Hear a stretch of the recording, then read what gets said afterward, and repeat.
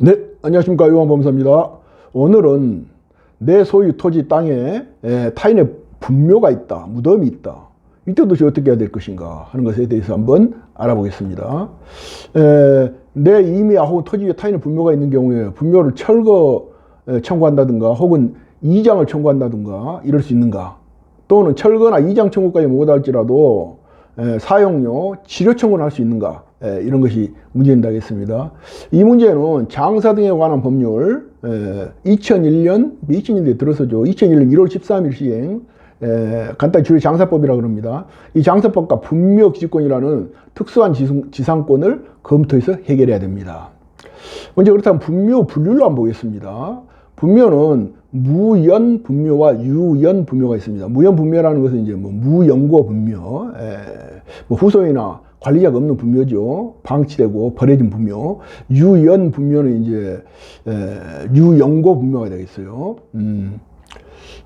그래서 이 무연 분묘의 경우에는 연고자, 후손이나 관리인이 없는 무연 분묘는 비교적 간단하게 처리할 수 있습니다. 예를 들어 이제 신고하면 됩니다. 누구한테? 시장, 군수, 구청장이 신고하게 되면은 시장, 군수, 구청장은 일정 기간 공고 후에 CC나 유고를 화장하여 일정 기간 보관하고 대통령령에 따라 처리하게 됩니다. 장사법 28조가 되겠어요. 그래서 무연 분묘에는 분묘 기지권이 뭐 있느냐 없느냐 이런 걸 따지지 않습니다.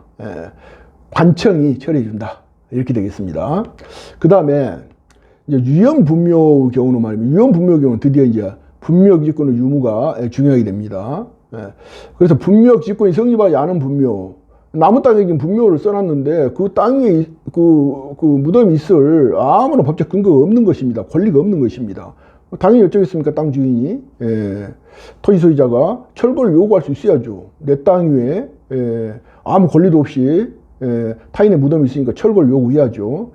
그리고 만약 철거를 요구를 했음에도 불구하고 요구에 응하지 않으면은 분묘 구리 소송이라는 게 있습니다.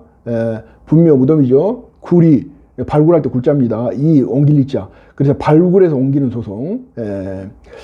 제기하여서 판결받아서 이장을 하면 됩니다.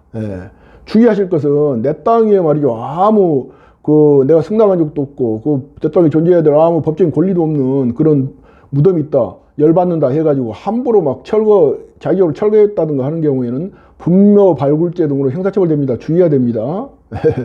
근데 다만 실무상 이제 형사적으로는 분묘 발굴죄로 형사처벌, 민사적으로는 이제 손해배상 청구를 받겠죠. 그런데 형사처벌이나 민사소송 손해배상 액수를 법원이 무겁게 인정한 추세가 아닙니다. 비교적 좀 가볍게 처벌합니다.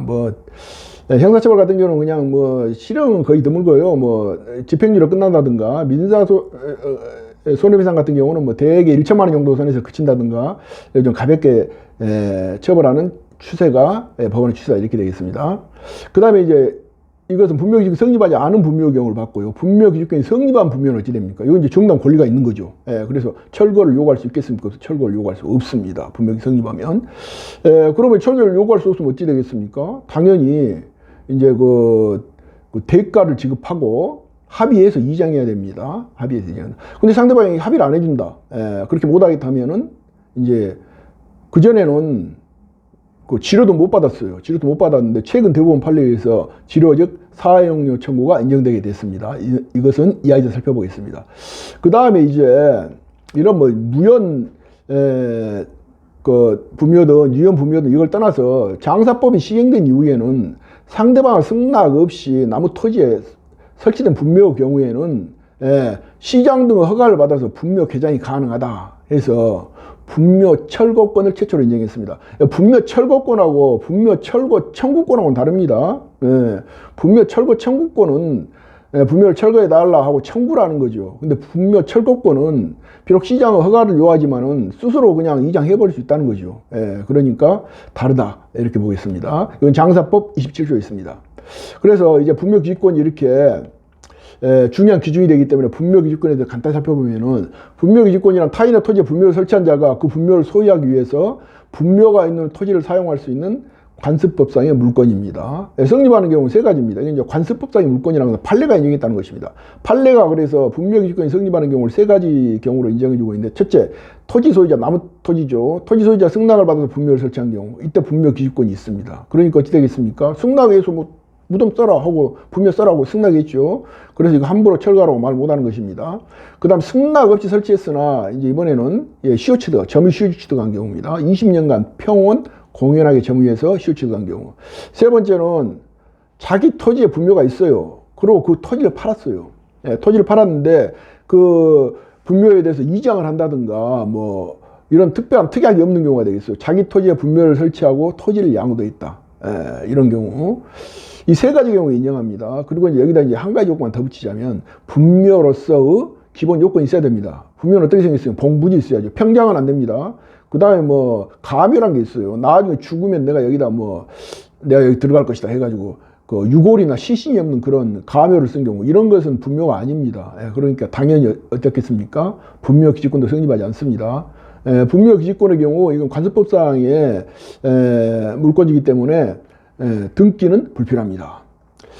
그 다음에 최근에 그래서 치료지급 의무를 인정한 대부분 판례가 있는데요. 첫 번째 판례가 두 개입니다. 첫 번째 이제 이 판례가 중요하죠. 2021년 판례인데요. 대법원 전원합의체 판례입니다. 그 전에는 이런 걸 인정하지 않다가 분묘기지권을 시효로 취득 분묘하였더라도 분묘기지권자는 토지 소유자가 분묘기지에 관한 지료를 청구하면 그 청구한 날로부터 지료를 지급할 의무가 있다 해가지고 지료 지급 의무를 인정했습니다. 그래서 이제 토지 소유자 입장에서 보면은 분묘 기지권자 입장에서 보면은 지료 지급 의무고, 토지 소유권자 입장에서 보게 되면 지료 지급 청구권이 되겠죠. 그래서 지료 받을 수 있다 이겁니다. 그 다음에 이제 이것은 이제 방금 전원합의체 것은 이제 시효로 취득한 분묘 기지권에 관련된 것이었고요. 그 다음에 2020년 5월 27일 대법원 판례는 토지를 양도한 경우, 토지를 양도하면서 분묘를 이장하겠다는 특약을 하지 않음으로써 분묘 기지권을 취득한 경우, 이런 경우에 되어 있습니다. 토지 양도와 관련해서. 그래서 분묘 기지권이 성립한 때부터 토지 소유자의 그 분묘 기지에 대한 토지 사용 대가로서 지료를 지급할 의무가 있다. 좀 다르죠. 위에서 청구한 날부터 점유취득시효 경우에는, 그 다음에 여기서 양도 경우에는 분묘 기지권이 성립한 때부터, 그래서 조금 다르다. 판례 입장을 검토해 보면 판례는 분묘 기지권이 인정된 분묘에 대해 토지 사용에 지료를 지급해야 한다고 판시하였습니다.